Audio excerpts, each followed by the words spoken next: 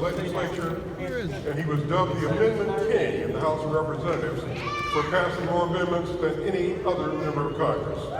As chairman of the Senate Committee on Foreign Affairs, Bernie Sanders worked across the aisle to bridge Washington's toxic partisan divide and cut one of the most significant deals in years. Bernie Sanders has been a longtime friend to organized labor, and we're thrilled to welcome him here with us today. Please join me in welcoming Senator Bernie Sanders.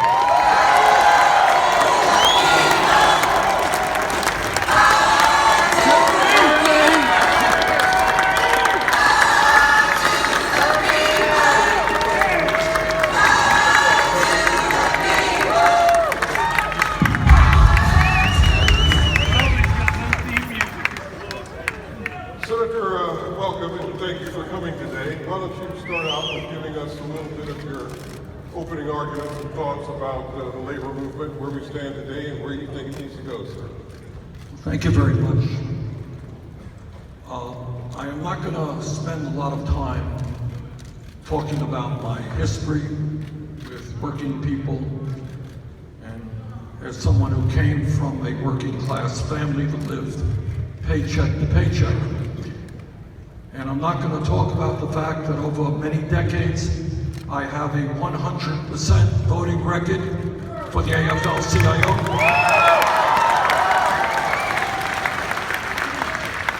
And I'm not going to talk much about the fact that over my political career, I've been on the picket lines more times than I can remember.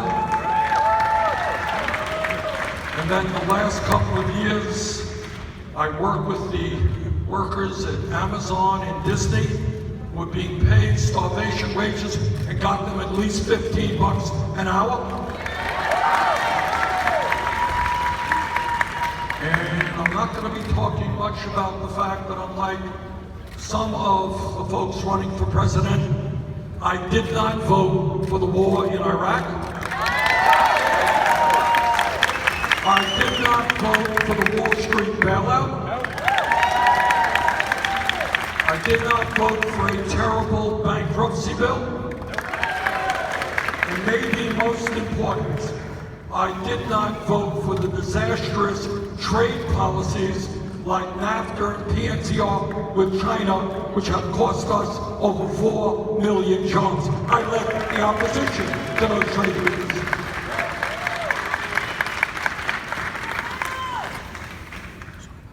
But I'm not going to talk about the past. I'm going to talk about the future. And what the future is about is that Congress has got to pass my legislation to raise the minimum wage in this country to $15 an hour.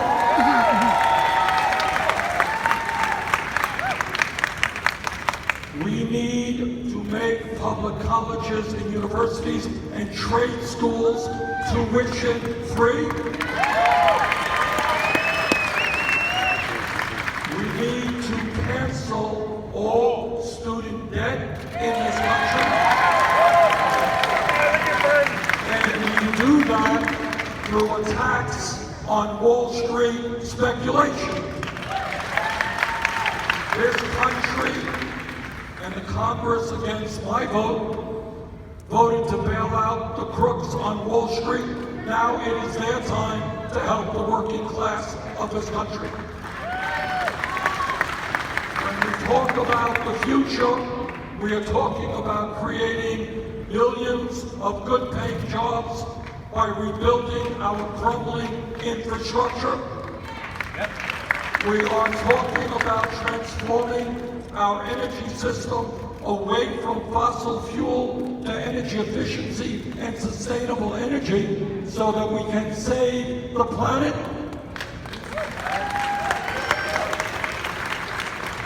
And we are talking about doing what every other major country on earth does: guarantee health care to every man, woman, and child, and to every girl. Medicare for all, single-payer program. I don't have to tell anybody here that over the last 45 years, the corporate elite, through their greed and corruption, has been waging a war against the working class of this country.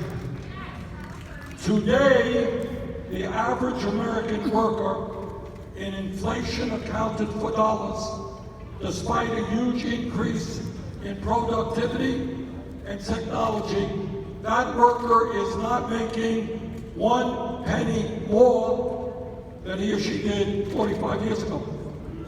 Over the last 30 years, the top 1% has seen a $21 trillion increase in their wealth. Bottom half of America has actually seen a decline in their wealth. Today you got 3 people who own more wealth than the bottom half of American society. And while half of the country is working paycheck to paycheck, 49% of all new income goes to the top 1%. What my campaign is about, and what my presidency will be about, is bringing working people together, black and white, Latino, Asian American, Native American, to create an agenda that works for all of us and not just the 1%. Together, we are going to end a corrupt political system which allows billionaires to buy elections. Together, we are going to create an economy that works for all of us, not just wealthy campaign contributors. And when we talk about creating an unprecedented grassroots movement to take on the greed and corruption of the corporate elite, we are talking about implementing my legislation, the Workplace Democracy Act, which is the most progressive pro-labor legislation ever introduced in recent history. What that legislation says, that if 50% of the workers in a bargaining unit plus one sign a card saying they want a union, they will have a union. And what that legislation says, that if a company refuses to negotiate a first contract, that company will be severely penalized. What this legislation does is end Section 14B of Taft-Hartley and eliminate all right-to-work legislation.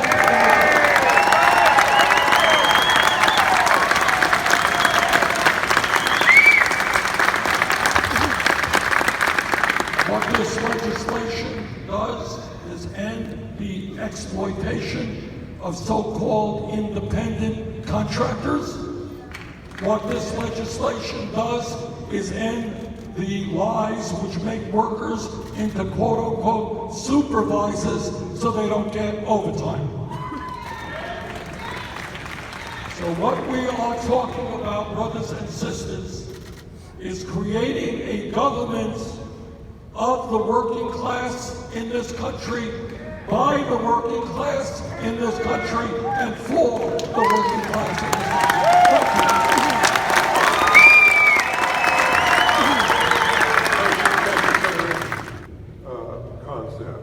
Things like that, green energy jobs. What is your viewpoint on that, sir, and whether it will eliminate or help create more union jobs over the years, sir? It will create more union jobs, millions more.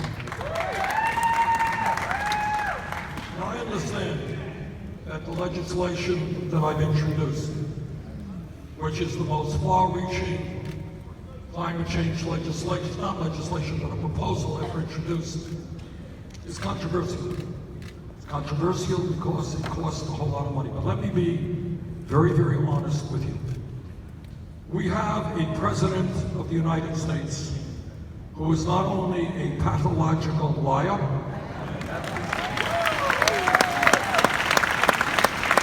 who is not only a fraud and a racist and a sexist and a homophobe,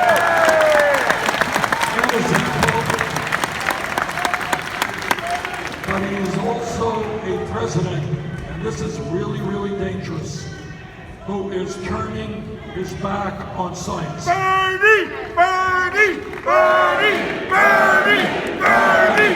Bernie! Bernie! Bernie! Bernie! Let me just say this. Okay. We got a president who thinks that climate change is a hoax, and he has turned his back on what the scientists are telling us. And let me tell you, as a father of 4 and a grandfather of 7, what the scientists are telling us. What they are telling us is not just that climate change is real, not just that it is caused by human activity, not just that it is doing devastating harm. They are telling us that if you have seen what you did in the last couple of weeks in the Bahamas, what you saw in Puerto Rico a couple of years ago, what you saw in New Orleans, what you saw in Charleston, what you saw in New Jersey, incredible and extraordinary downpours that cause floods and incredible extreme weather disturbances. You're going to see more of those in years to come, not just only in America, but all over the world. I was in Paradise, California. That was the city that was burnt, town that was burned to the ground a few years ago. And I went there. In a small town of 26,000 people, 86 people were dead, 18,000 buildings completely destroyed, $14 billion in repairs necessary to rebuild that community. Now, some of you may agree with me and some of you may not, but I think we have a moral responsibility for our kids and for future generations to do everything we can to make sure that the planet that they inherit is a planet that is healthy and is habitable. And when we do that, this is a moral responsibility. You don't want to, 20 years from now, look your kids or your grandchildren in the eye and they say, Grandpa, Grandma, didn't you know what the scientists were saying? Why didn't you act?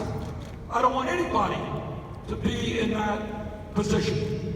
Now, to answer your question, what my legislation does, which transforms our energy system into energy efficiency and sustainable energies, creates 20 million good-paying union jobs. My legislation, as perhaps the most pro-work member of the Congress, I'll not turn my back on workers who may lose their jobs in this transformation. Coal miners, oil rig workers are not my enemy. Climate change is my enemy. And we have put billions of dollars into our proposal to protect those workers. 5 years of income, health care for all of those workers, job training for all of those workers. So we're not going to turn our backs on the workers who are impacted. But let me just say this, brothers and sisters. This is not only an American issue, it's a global issue. We've got to lead the world in transforming our energy system. What the scientists are telling us is we are playing for the future of this planet. This is no small thing. We have got to act decisively, and when we do that, not only do we save the planet, we create 20 million good-paying jobs.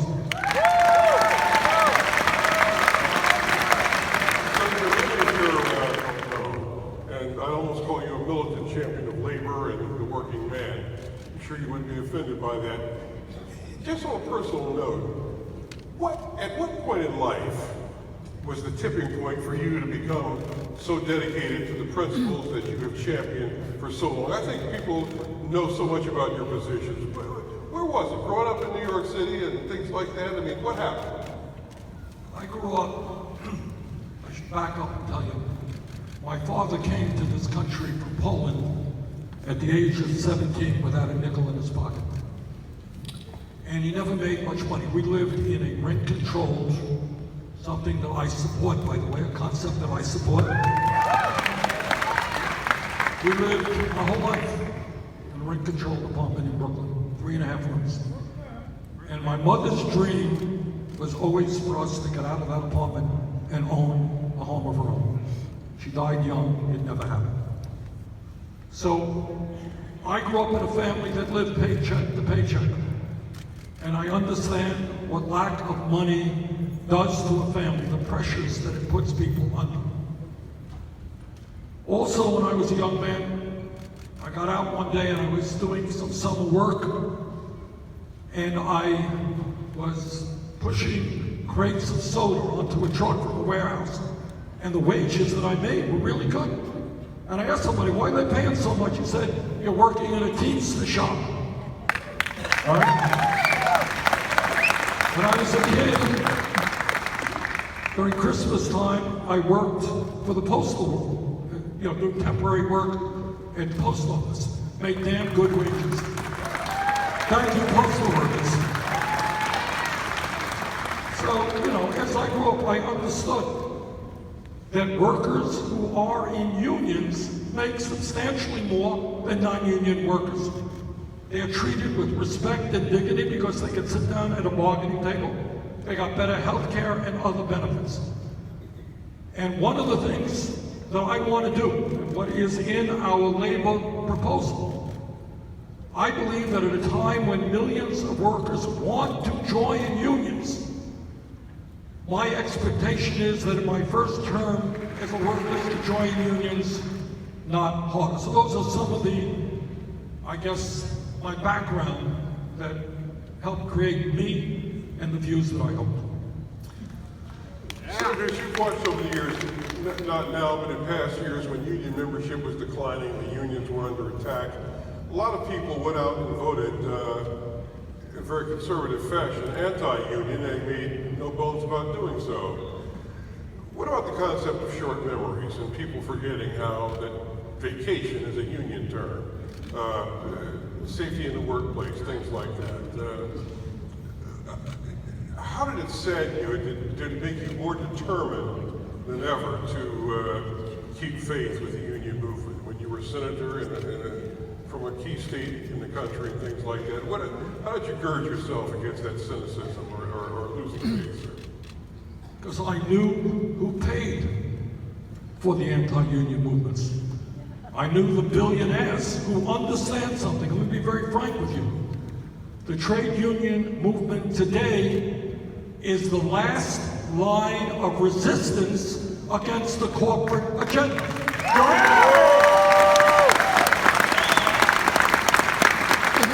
And if they destroy the trade union movement, who's going to stand in their way of giving even more tax breaks for billionaires, outsourcing even more jobs, cutting wages, cutting health care benefits? Who's going to stop them? Organized labor right now is the only organized sector of our society that can stand up to the greed and corruption of corporate America. And that is why I believe that if we're going to grow the middle class in this country, it is absolutely imperative that we grow the trade union movement.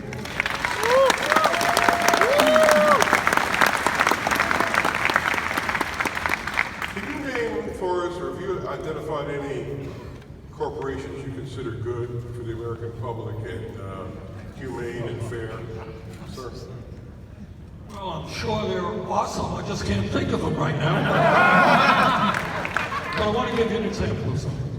And I mean that sincerely. I'm sure there are corporations who understand that their future rests with a workforce that is well paid and respected. I know that there are out there. But I want to give you an example, just one example. You may have heard this, or you may not. Just today, I learned as I was coming here. You all know that UAW is now on strike against General Motors. What you may not have heard, what I just heard, is GM actually cut the health care benefits, did away with the health care benefits for the GM workers in the UAW. Now that's the kind of ugliness and greed that we are seeing every day. And what we're seeing is corporations that are making good profits shutting down in America to move to cheap labor abroad. You're seeing corporations paying their CEOs 300 times what their workers make. You're seeing employers forcing workers to take cuts in health care and other benefits. Now, one of the points that I have made repeatedly, repeat to you, is if elected president, we will demand that corporate America become good corporate citizens.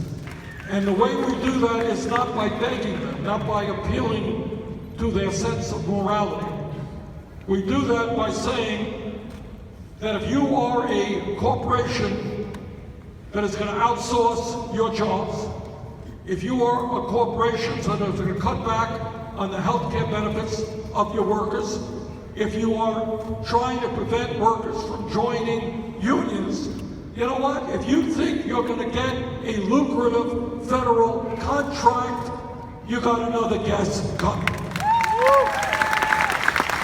In other words, we can use the power of the federal government to say to corporations, do the right thing. Treat your employees with respect and dignity, and you get good federal contracts.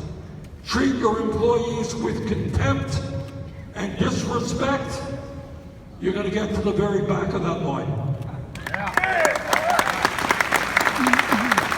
And then 87 million are uninsured or underinsured. 30,000 people die every year because they don't get to a doctor on time. And 500,000 people go bankrupt every year because of medical bills. That is unacceptable. That is un-American. And we are going to change that. We're going to have a healthcare system that guarantees healthcare to all, not one in which last year the healthcare industry made $100 billion in profit, not one in which the drug companies are ripping us off every day and charging us by far the highest prices in the world for the medicine they need. We're going to take on the drug companies, we're going to take on the insurance companies, and we're going to do what every other major country on earth does. I don't know how many of you know that in Canada, when I live 50 miles away from the Canadian border, if you have a heart transplant, you have major surgery. Anybody here know what the bill is when you get out of that hospital? Zero. They don't go bankrupt, they go to any doctor they want, any hospital they want. That's called a humane healthcare system. Yes. And that's what I will fight for in the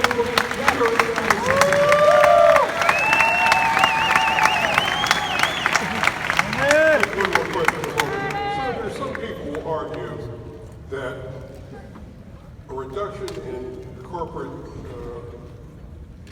benefits and corporate wealth or incentives to work hard to develop new medicines and new techniques for curing will hurt the effort, and science won't advance as fast as it could without that profit incentive. So how do you respond to that?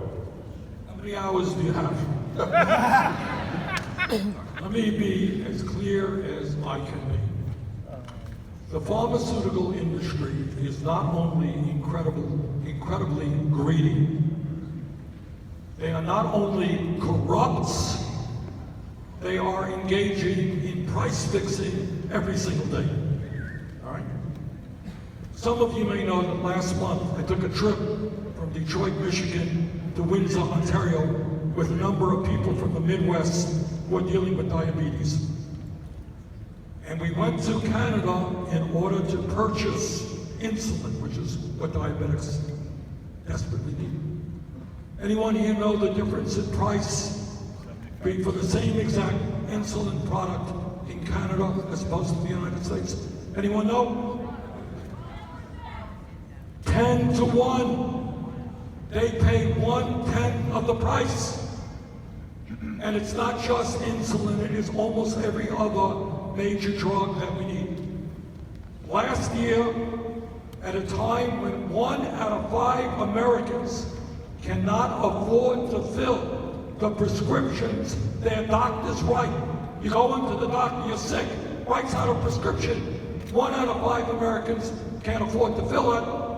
During that year, the drug companies made $69 billion in profit.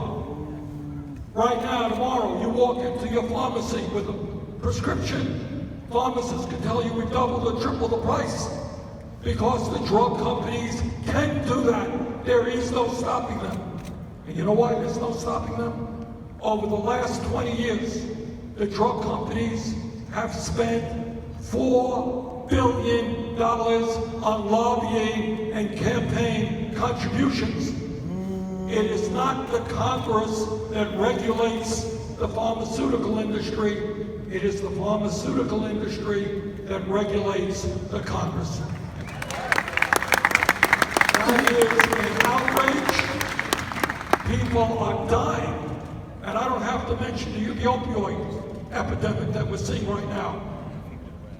And the case that states attorneys general are now waging. You had an industry that knowingly sold an addictive product in huge numbers all over this country, hiring people to sell more and more of that product when they knew that product was addictive. And every day, all over this country, people are dying because of that addiction. That's what they did knowingly. That's why they're going to pay billions of dollars in fines.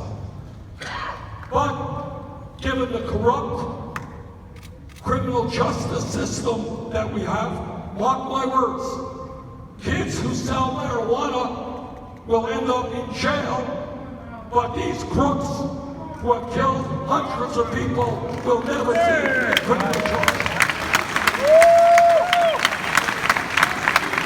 So let me conclude. Before you throw me off here, let me No, sir, we have another audience question, right? no, okay. Let me just say this. If I'm going, Brady. If we are going to take on the greed of Wall Street, the drug companies, of the insurance companies, the fossil fuel industry, the prison industrial complex, if we're going to take these people on, no president alone. I'm the only person here telling you I can't do it alone. Not me, us. That's right. We got your back. The reason we need, it's what the trade union movement has always learned. One person has no strength. One person can only go begging to an employer. But when you stand together, then we have some power.